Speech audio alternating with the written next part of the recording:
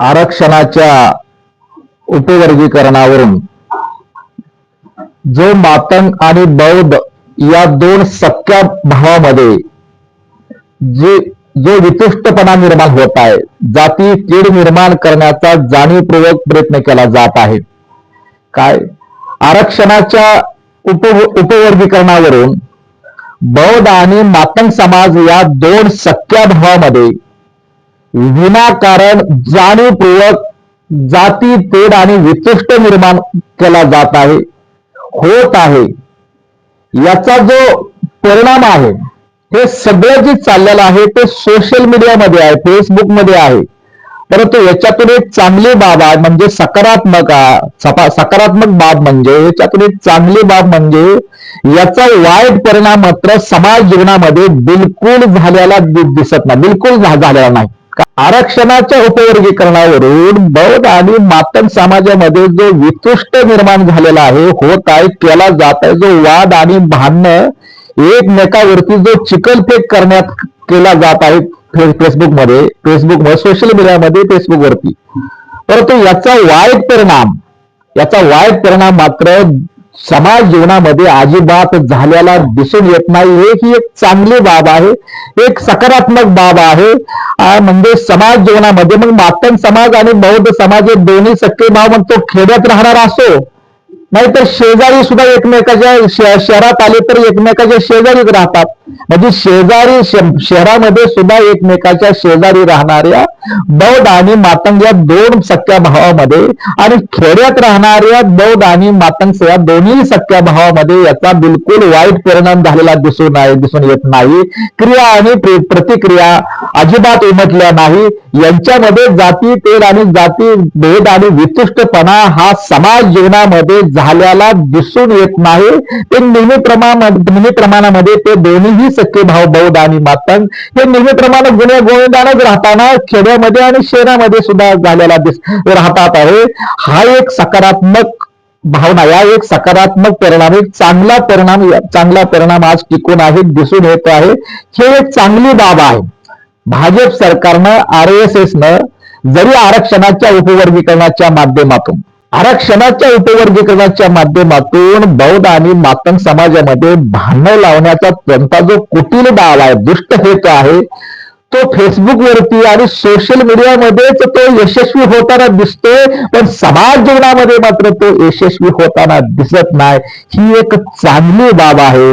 आणि माझी हात जोडून विनंती आहे, कितीही सोशल मीडियामध्ये जो वाद निर्माण झालाय त्याची प्रतिक्रिया ही समाज जीवनामध्ये उमटता कामा नये.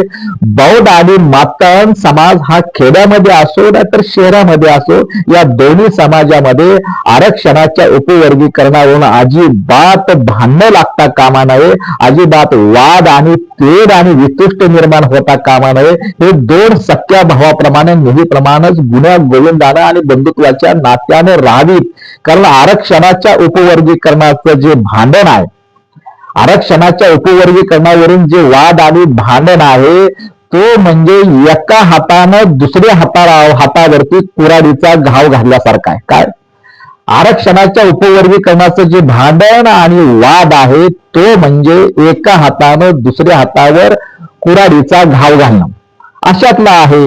आणि हे जे भांडण आहे ते सोशल मीडिया, फेसबुक असेल, सोशल मीडियामध्ये असतील, काय बौद्ध समाजातील काय 4 टाळकी, काय 4 टकुरी आणि मातंग समाजामधील सुद्धा काय 4 टाळकी आणि काय टकुरी आणि RSSच्या आणि भाजपच्या जे कळपातील काय दलाल आणि भाडोत्री मंडळी यांच्याकडून जे फेसबुकवरती आणि सोशल मीडियावरती एकमेकावरती जी चिखलफेक होत आहे, चुकीच्या टिप्पण्या होत आहे, विरोधात टिप्पण्या होत आहे आणि त्याच्यामध्ये RSSचे IT सेल आहे तो सक्रिय झालेला आहे. काही भाडोत्री लोक आहे आणि यांच्याकडून जी बौद्ध आणि मातंग यांच्या एकमेकाच्या विरोधात जी टीका टिप्पणी आहे, चुकीच्या पोस्ट आहे आणि सोशल मीडियावरती फेसबुकवरती हे दोन्ही समाजातील काही चुकीचे लोक आहेत त्यांच्या पोस्टमुळे आणि एकमेकावरती जे चिखलफेक सुरू आहे त्यांच्यातून बौद्ध आणि मातंग समाजामध्ये जाणीवपूर्वक वाद वाढवला जात आहे. वितुष्ट निर्माण केला जात आहे. आणि हा सोशल मीडियावरती चाललेला जो चिकलपेटचा धिंगाणा आहे तो मात्र समाज जीवनामध्ये रूपांतरित झाला नाही. समाज जीवनामध्ये शांततेचं वातावरण आहे. समाज जीवनामध्ये मात्र बौद्ध आणि मातंग समाज हा गुड्या गोविंदानं चांगल्या पद्धतीनं शांततेनं या बाबतीमध्ये कोणती क्रिया प्रतिक्रिया न देता तो शांततेनं जीवन जगत आहे. ही सुद्धा या बाबतीमध्ये या विषया या ही सुद्धा एक सकारात्मक आणि चांगली गोष्ट आहे. आणि सरकारचा जो हेतू आहे सोशल मीडियामध्ये जो वाद सुरू झालेला आहे, जाणीवपूर्वक RSSचा IT सेल जो सक्रिय केलेला आहे, भाजपचा जो भाडोत्री लोक आहे की सोशल मीडियामध्ये जो बौद्ध आणि मातंग समाजामध्ये आरक्षणाच्या उपवर्गीकरणावर जो वाद पेटवला जात आहे, जो वितुष्ट निर्माण केले जात आहे, तो वाद आणि तो वितुष्टपणा खेड्यातील बौद्ध आणि मातंग समाजामध्ये निर्माण व्हावा, शहरामध्ये राहणाऱ्या बौद्ध आणि मातंग समाजामध्ये निर्माण व्हावा. हा जो भाजपचा जो कुटील डाव आहे, हा जो सरकारचा जो दुष्ट हेतू आहे तो समाज जीवनामध्ये मात्र सफल होताना दिसत नाही. आणि बौद्ध आणि मातंग बांधवांना सुद्धा माझा हात जोडून विनंती आहे, सरकारचा जो दुष्ट हेतू आहे, भाजप सरकारचा RSS जो कुटील डाव आहे, दुष्ट डाव आहे, तो बौद्ध आणि मातंग समाजाने आपल्या समाज जीवनामध्ये तो अजिबात यशस्वी होऊ देऊ नका. आपल्या दोन सख्या भावामध्ये आरक्षणाच्या उपवर्गीकरणामध्ये जो वाद लावण्याचा, भांडण लावण्याचा आणि कायमस्वरूपी जाती तेढ निर्माण करण्याचा जो भाजपचा डाव आहे, तो माझ्या मातंग बांधवांनो आणि माझ्या बौद्ध बांधवांनो, तुम्ही सख्खे भाव आहेत, या सख्या भावाच्या नात्यानं तुम्ही राहावा. हा सरकारचा डाव उधळून लावा. सरकारचा डाव हा यशस्वी समाजामध्ये होऊ देऊ नका.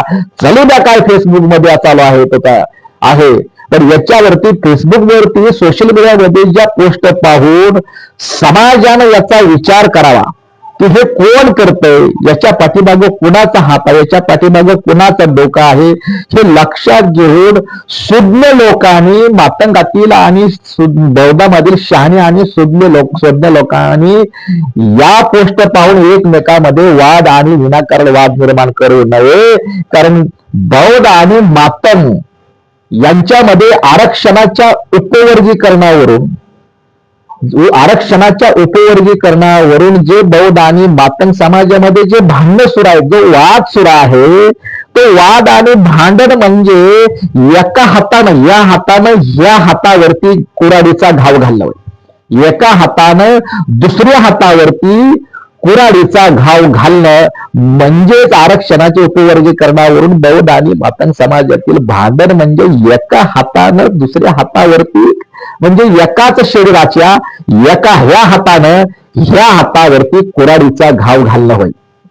समजा या हातावरती कुऱ्हाडीचा घाव घातला आणि त्या हात तुटला किंवा हात जखमी झाला आणि समजा ही हात आहे माझा, हे धरून चला बौद्ध आहे आणि हा हात आहे मातंग, म्हणजे बौद्ध आणि मातंग म्हणजे एकाच शरीराचे दोन हात आहे.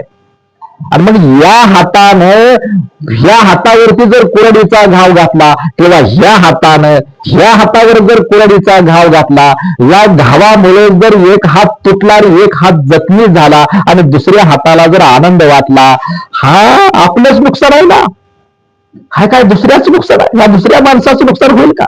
आपल्याच नुकसान, आपल्याच शरीराचा एक हात निकामा होईल, एक हात जखमी होईल, एक हात तुटून बनेल, म्हणजे शरीराचंच नुकसान आहे ना.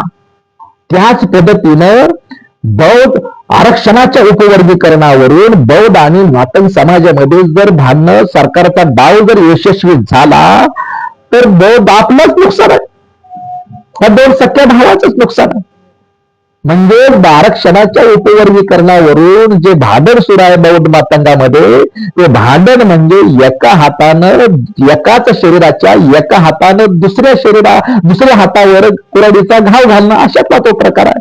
याचा विचार करून बौद्ध आणि मातंग समाजामध्ये आरक्षणाच्या उपवर्ग अजिबात भांडण होता कामा नये, अजिबात वितुष्ट होता कामा नये. मी हात जोडून विनंती करतो, आपण गुन्ह्या भाऊ सख्खे भावाप्रमाणे गुन्ह्या गोविंदाला राहूया आरक्षणाचे उपवर्गीकरण करण्याची मागणी करण्याचा भारतीय घटनेनं मातंग समाजाला जो अधिकार दिलाय तो अधिकार तो वापर करतो. करू दे त्यांना आरक्षणाच्या उपवर्गीकरणासाठी मागणी, करू दे त्यांना आंदोलन, तो त्यांना घटनेने दिलेला अधिकार आहे. खरं म्हणजे आपण किती जरी आज सांगितलं, मी न्यूज सांगतोय ना, आरक्षणाचं उपवर्गीकरण हा मातंग समाजाचा फायद्याचा विषय नाही, तो तोट्याचा आहे. परंतु ठीक आहे, माझ्या मातंग समाजातील समाजाला नाही वाटत. आज तुम्हाला सांगतो, आरक्षणाच्या उपवर्गीकरणाला मातंग समाजातील जवळपास 50% लोकांचा विरोध आहे, समर्थन नाही. विरोध जर नसला तर समर्थन नाही. आरक्षणाच्या उपवर्गीकरणाला 50% मातंग समाजाचं समर्थन नाही. तरी सुद्धा काय मातंग समाजातील काही नेते आहेत, स्वतःला नेते व मातंग समाजाचा नेता बनण्याची त्यांना जी घाई पडलेला आहे, मातंग समाजाचा नेता बनण्याची त्यांच्यामध्ये ते चढाओढ सुरू आहे. त्याच्यावर मला काही न बोलता मी एवढं म्हणजे खरंच त्यांना वाटतंय ना की आरक्षणाचं उपवर्गीकरण होऊन मातंग समाजाचा फायदा होईल, मातंग समाजाला घटनात्मक अधिकार हक्क मिळतील असं जर त्यांना वाटत असेल तर कुशल त्यांना ते मागणी करू द्या. कारण अनुभव आल्याशिवाय शहाणपण येत नसतं. अनुभव हा सगळ्यात मोठं शहाणपण आहे. आरक्षणाच्या उपवर्गीकरणाचा मातंग समाजाला मातंग नेत्यांना अनुभव येऊ द्या, त्यातून जे शहाणपण मिळेल त्या शहाणपणातून मातंग समाज हा आपल्या आरक्षणाचे उपवर्गीकरण करणाऱ्या नेत्याला जाब विचारल्याशिवाय राहणार नाही, एवढं आहे. त्याच्यामुळे बौद्ध समाजाने सुद्धा आरक्षणाचे उपवर्गीकरणाची मागणी करणार आहे तर ते करू दे, त्यांना तो घटना अधिकार आहे. आणि आरक्षणाच्या उपवर्गीकरणाच्या विरोधात आंदोलन मोर्चे आणि मागणी करणाऱ्यांना सुद्धा बौद्ध बांधवांना ते करू द्या, त्यांनाही तो घटनेचा अधिकार आहे. अरे 4-2 इकडच्या तिकडच्या जागेसाठी हे आमचं खाल्लं, आमचं त्यांनी खाल्लं, आरक्षण काय एकमेकाचा खाण्याचा विषय नाही, एकमेकाचा पळविण्याचा, कुणाच्या ताटातील ते खाण्याचा हिसकावून घेण्याचा विषय नाही रे बाबांनो. आरक्षण हा प्रतिनिधीचा मुद्दा आहे. शिक्षण घेऊन आरक्षण घेण्याची, आरक्षण मिळवण्याची पात्रता निर्माण करावी लागते, योग्यता निर्माण करावी लागते, तेव्हा ते कुठे ते आरक्षणाचं प्रतिनिधित्व मिळत असतं. हा काय कोणाच्या ताटात हिसकावून घेण्याचा विषय नाही. 4-2 इकडच्या तिकडच्या नोकरीसाठी बौद्ध आणि मातंग समाजामध्ये वितुष्ट निर्माण करणं ही परवडणारी गोष्ट नाही. 4-2 जागा मांगाला मिळाल्या आणि 4-2 जागा बौद्धाला मिळाल्या, आपल्या सगळ्या भावाला मिळाल्या ना. त्याच्यासाठी आम्ही काय एकमेकाची टोकरी फोडायची? आम्ही का सरकार, हा सरकारचा आरेचा अजेंडा, हा सरकारचा डाव आहे की या माध्यमातून बौद्ध आणि मातंग समाजामध्ये कायमची दरी निर्माण व्हावी, यांनी कधीच एकत्र येऊ नये. हा जो इथल्या व्यवस्थेचा डाव आहे तो पुन्हा एकदा खेळलेला आहे. पुन्हा एकदा बौद्ध आणि मातंग समाजामध्ये आरक्षणाच्या उपवर्गीकरणाचा असा फास टाकलेला आहे, हा डाव टाकलेला आहे. आणि तो डावामध्ये आपण त्या डावाला कधीच बळी पडू नये. बौद्ध आणि मातंग समाजाने बळी न पडता एकत्र राहावं, ऐक्य टिकावं. आरक्षणाच्या उपवर्गीकरणापेक्षा, आरक्षणापेक्षा बौद्ध आणि मातंग चर्मकार नव्हे तर अनुसूचित जातीचं ऐक्य हे सगळ्यात मोठं महत्वाचं आहे. लक्षात घ्या, हे सगळ्यात मोठं महत्वाचं आहे. आणि म्हणून आरक्षणाच्या उपवर्गीकरणाची मागणी करण्यासाठी आज जे मोर्चे आंदोलन सुरू आहे, आज जो बौद्ध समाजाचा बीडमधून मोर्चा आंदोलन, पायी लॉंग मार्च सुरू आहे. आरक्षणाचं उपवर्गीकरण रद्द व्हावं याच्यासाठी बीडमधून बौद्ध समाजाचा, बौद्ध बांधवाचा लॉंग मार्च सुरू आहे पायी. त्याच पद्धतीने मातंग समाजाचे सुद्धा आरक्षणाचं उपवर्गीकरण झालंच पाहिजे. सरकारने तात्काळ निर्णय घ्यावा या मागणीसाठी मातंग समाज सुद्धा लॉंग मार्च सुरू आहे काही ठिकाणी महाराष्ट्रातून. त्यांचाही पायी लॉंग मार्च सुरू आहे. मी या निमित्तानं माझ्या प्रबुद्ध साठी ऑफिशियल युट्यूब चॅनलच्या माध्यमातून माझ्या चला आपल्या बुद्धाच्या घरी अभियानाच्या वतीनं आणि प्रजासत्ताक जनता परिषदेच्या वतीने मी हात जोडून माझ्या मातंग बांधवांना आणि त्याच पद्धतीने माझ्या बौद्ध बांधवांना मी हात जोडून नम्र आव्हान आणि नम्र विनंती करू इच्छितो की जो बौद्ध समाजाचा जो आरक्षण उपवर्गीकरणाच्या विरोधात जो लॉंग मार्च सुरू आहे पायी, तो लॉंग मार्च जिथं ज्या गावात येईल त्या गावातील शहरातील मातंग समाजातील, नगरातील मातंग समाजानं त्यांच्या पाण्याची, नाश्त्याची, जेवणाची सोय करावी, त्यांचं स्वागत करावं, त्यांना विरोध करू नये. मोर्चा असा बघत बसू नये. तर त्या मोर्चाला बौद्ध समाजाचा जो लॉंग मार्च आहे, आरक्षणाचं उपवर्गीकरण रद्द करावं विरोधात जो लॉंग मार्च आहे, हे लॉंग मार्च पायी चालताना ज्या ज्या गावात येईल, ज्या ज्या ठिकाणी येईल, जिथं जिथं येईल त्या त्या ठिकाणातील मातंग बांधवांनी, मातंग समाजाने त्यांच्या नाश्त्याची, जेवणाची आणि पाण्याची सोय करावी, हे करा. आणि दुसऱ्या बाजूला मातंग समाजाचा सुद्धा लॉंग मार्च, आरक्षणाचं उपवर्गीकरण झालंच पाहिजे या मागणीसाठी जो मातंग समाजाचा जो लॉंग मार्च पायी येत आहे, तो जिथं जिथं येईल, ज्या ज्या गावातील, ज्या ज्या ठिकाणी, ज्या ज्या शहरातील, जिथं ज्या ज्या ठिकाणी येईल त्या त्या ठिकाणातील बौद्ध बांधवांनी, बौद्ध समाजाने सुद्धा मातंग समाजाच्या ह्या लॉंग मार्चचं, आरक्षणाचे उपवर्गीकरण करण्याची मागणी करणाऱ्या मातंग समाजाच्या लॉंग मार्चची खाण्याची, जेवणाची आणि पाण्याची सोय ही बौद्ध बांधवांनी करावी. ते करा. आणि हे जर बौद्ध बांधवांनी केलं तर सरकारला ज्या आरक्षणाच्या उपवर्गीकरण भांडण लावण्याचा सरकारचा जो डाव आहे, तो सरकारला संदेश जाईल की अरे आपण तर या आरक्षणाच्या उपवर्गीकरणावरून या बौद्ध आणि मातंग समाजामध्ये भांडण लावण्याचा प्रयत्न करतोय, पण ही एकमेकाच्या विरोधात मोर्चा असताना सुद्धा एकमेकाची पाण्याची, जेवणाची, राहण्याची आणि खाण्याची सोय करतात, पाण्याची सोय, नाश्त्याची सोय करतात. पाहून इथल्या प्रस्थापिताच्या उरात धडकी भर तुमच्या ऐक्यान, तुमच्या बंधुत्वाच्या भावना ही जर निर्माण झाली तर भाजप सरकारच्या उरात धडकी भरल्याशिवाय राहणार नाही.